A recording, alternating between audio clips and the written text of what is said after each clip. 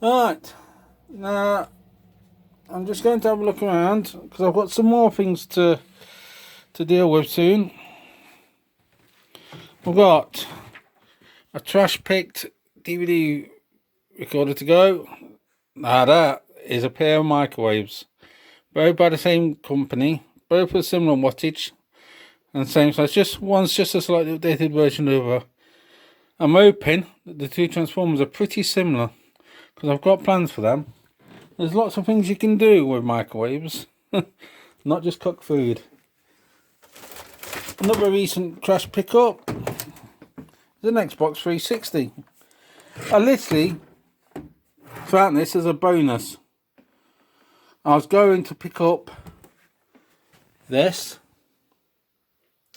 which is a Valve radio, which I got off a local selling group a few days ago. It's been in isolation. They've been socially isolated. They've been sprayed and dusted, and they're now ready to dried off and ready to go. I've been going a bit of dust in my shed. I've brought them in the house now. When I pick these things up, I put them away, leave them for a week. Maybe give them a quick wipe over when I first put them in, maybe not. But I have a special disinfectant which I use on all this equipment called Germ-Free 61.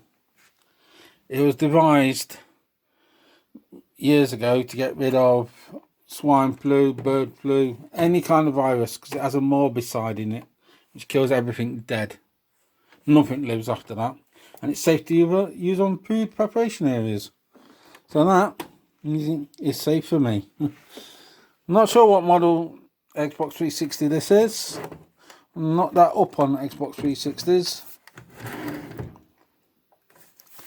So, but I will give it a go. I do know you need a special tool for taking them apart that you poke through various places and it pops open these joints, which I've got to get one of them, along with the actual Xbox there, which I'm going to be doing.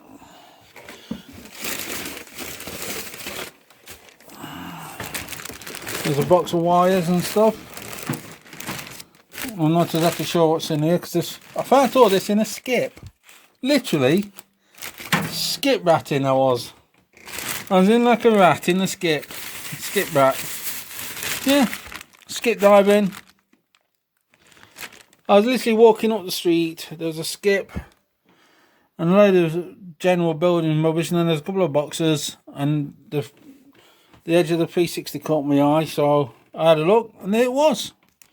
Now, I'm not sure if there's a controller in there, there might be, but there's a game.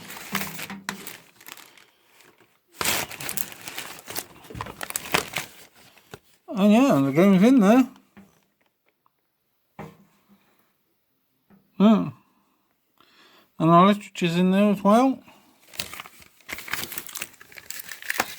In fact, I just had to break the seal on that. That was sealed, I just broke that. So that's the power brick.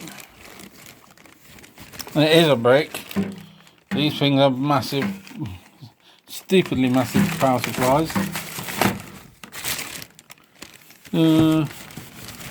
Airplanes to go with it. I think there's a controller in there, an extension lead, everything for it was just in a box, in a skip. So I thought, whoa, there's a bonus you don't get every day. So I shall give that a blast. But yes, this is what I went to buy.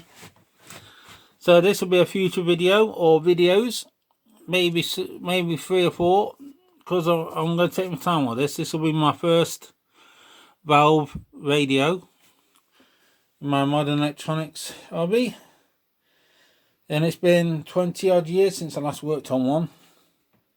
And even then I only ended up changing a few valves and stuff. It wasn't a major overhaul like they need these days, but then they were still working fine. They just needed a couple of touch-ups. So yes, that's the board. That's my guard dog. So that's my portable self-made ventilation thing, fume extractor. Yes, so hopefully I'll get to use my Variac and isolation transformer on the valve radio there. So yes, a little preview there of what's to come on other videos. So it's goodbye from me. Stay safe.